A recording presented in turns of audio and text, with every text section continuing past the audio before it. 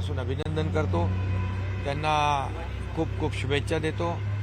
अतिशय एवढ्या मोठ्या पदावर जाऊन देखील अतिशय साधी राहणी आणि मनमिळावू स्वभाव आणि उच्च विचारसरणी असं बहुआयामी नेतृत्व म्हणून उपराष्ट्रपती पदावर CP राधाकृष्णनजी विराजमान झालेले आहेत। ते राज्यपाल पदाचे देखील अनुभव त्यांना आहे, संसदीय कार्याचा देखील त्यांना अनुभव आहे आणि त्यामुळे खऱ्या अर्थाने या पदावर राहून या पदाची शान मान सन्मान ते वाढवतील आणि याचा देखील आम्हाला अभिमान आहे। आणि खऱ्या अर्थाने देशाच्या विकासामध्ये, देशाच्या प्रगतीमध्ये त्यांच्या गेल्या अनेक वर्षाच्या प्रदीर्घ अशा कारकिर्दीचा फायदा होईल आणि म्हणून मी त्यांना पुन्हा एकदा मनापासून शुभेच्छा देतो। महाराष्ट्रात राज्यपाल म्हणून आले आणि त्यावेळेस आम्ही त्यांना म्हणालो होतो की तुम्ही महाराष्ट्रात आलात, महाराष्ट्र लकी आहे। आता महाराष्ट्रातून तुम्ही उपराष्ट्रपती झालात, त्यामुळे महाराष्ट्र लकी आहे आणि महाराष्ट्राचा राज्यपाल म्हणून उपराष्ट्रपती पदाची शपथ घेताय म्हणून तुम्ही लकी आहात। सगळे उपस्थित होते, मात्र अजित पवार हे अनुपस्थित राहिले। NDA घटक पक्षांना निमंत्रण देण्यात आलं तरी का अजित पवार? अजितदादांच्या वतीने आपले प्रफुल्ल पटेल खासदार होते, तेही मला भेटले, त्यामुळे NDAचे सर्व लोक या ठिकाणी उपस्थित होते। NDA मध्ये करमत नाही का साहेब? ते फारसे अरे बाबा, त्यांचा काहीतरी रायगडमध्ये पूर्वनियोजित कार्यक्रम असल्यामुळे त्यांचा प्रतिनिधी या ठिकाणी होता। नाशिकमध्ये जगदीप धनखड पण आजच्या कार्यक्रमाला उपस्थित होते, त्यांच्यावर त्यांच्या उपस्थितीबद्दल प्रश्न उपस्थित केले जात होते। नाही, जगदीप धनखड देखील माजी उपराष्ट्रपती होते, त्यामुळे प्रोटोकॉलनुसार सगळे लोक त्या ठिकाणी होते। मी या ठिकाणी एवढंच सांगेन की NDAला बहुमत मिळालं, इंडिया अलायन्स जे आहे त्यांना 300 मतं आणि CP राधाकृष्णनजी NDAच्या उमेदवारांना 452 मतं, 52 म्हणजे 152 मतांचा दणदणीत विजय या ठिकाणी झालेला आहे। त्यामुळे मी त्यांना पुन्हा एकदा शुभेच्छा देतो। बाकीचा राज्यामध्ये नेपाळ सारखी परिस्थिती होईल, हिंसाचार होईल, महाराष्ट्रामध्ये पण हिंसाचार होईल असं संजय राऊत म्हणतायत, उबाटाकडून म्हटलं जातं। खरं म्हणजे अशा प्रकारचं वक्तव्य हे दुर्दैवी आहे, दुर्भाग्यपूर्ण आहे। कारण शेवटी देशाबद्दल प्रत्येकाला स्वाभिमान अभिमान असला पाहिजे आणि देशभक्त आणि देशावर प्रेम करणारे लोक अशा प्रकारचं वक्तव्य करू शकत नाहीत। आणि म्हणूनच काही लोकांच्या मनामध्ये आहे की जशी परिस्थिती नेपाळची झाली तसं अराजक किंबहुना तशा प्रकारची परिस्थिती निर्माण करण्याचा एक डाव किंबहुना कारस्थान कोणी रचत नाही ना, असा देखील इथे प्रश्न उभा राहतो।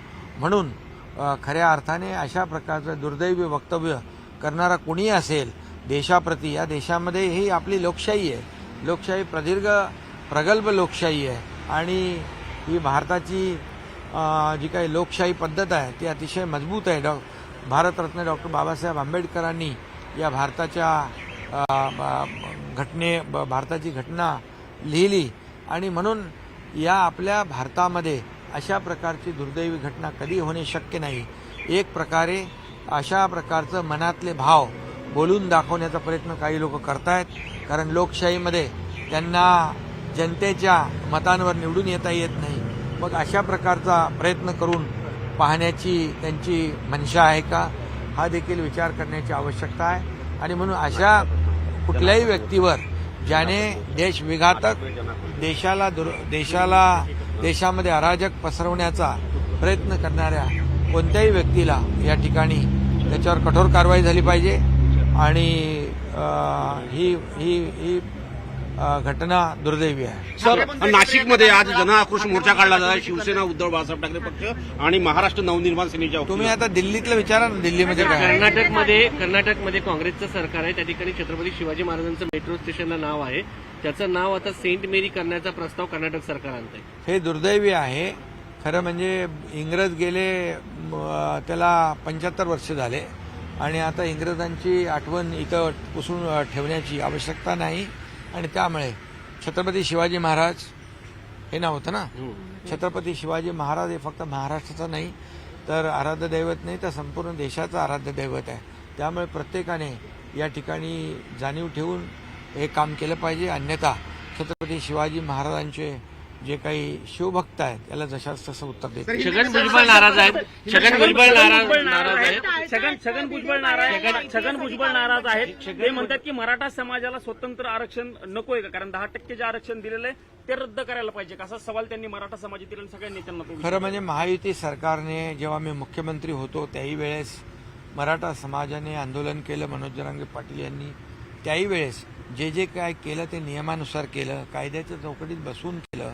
ओबीसी समाज इतर समाजावर कुठलाही अन्याय होणार नाही भूमिका कालही आमची होती, आजही आणि उद्याही आहे. त्यामुळे मराठा समाजाला आता जे काही कुणबी प्रमाणपत्र देण्याची जो काही GR काढलेला आहे हा GR कायदेशीर चाकोरीत बसणारा आणि कायद्याच्या चौकटीत बसणारा आणि या GRमुळे ओबीसी समाजाला कुठेही त्याचं नुकसान होत नाही, त्याचा धक्का लागत नाही.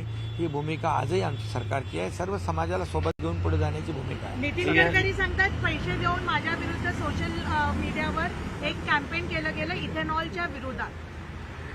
ज्यांनी कॅम्पेन केलं त्यांना त्यांच्यावर कारवाई केली पाहिजे. अहिल्यानगर जिल्ह्याला नाव देण्यात आलं होतं, मात्र रेल्वे स्टेशनचं नाव पहिल्यांदाच अहमदनगरहून अहिल्यानगर करण्यात आलं. मी मुख्यमंत्री असताना अहिल्यानगर करण्याचा निर्णय घेतलेला होता. हा मग अहिल्यादेवी नगर केलं ना आपण. ते रेल्वे स्टेशनचं नाव पहिल्यांदा आता बदलण्यात आलं. अहिल्यादेवी नगर अहमदनगरचं आम्ही केलं. औरंगाबादचं छत्रपती संभाजी महाराज नगर केलं. उस्मानाबादचं धाराशिव आम्ही केलं. आमच्या महायुतीच्या कारकिर्दीमध्ये झालं. मी तेव्हा मुख्यमंत्री होतो आणि तिथून आपल्या त्या अहिल्यादेवी यांच्या कार्यक्रमामधूनच जाहीर व्यासपीठावरूनच घोषणा केली होती की अहमदनगरचं नाव अहिल्यादेवी नगर केलं जाईल. त्याप्रमाणे अहिल्यादेवी नगर केलं. आता रेल्वे स्टेशनचं देखील अहिल्यादेवी नगर केलं. ही आमच्या सगळ्यांच्या दृष्टीने एक सन्मानाची आणि अभिमानाची महाराष्ट्रवासियांच्या दृष्टीने आहे. सर, हिंदी में जानना चाहेंगे आज उपराष्ट्रपति आज शपथ ग्रहण समारोह में आप शामिल हो रहे हैं.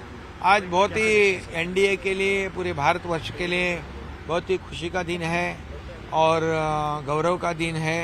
आज महाराष्ट्र में राज्यपाल के पद पर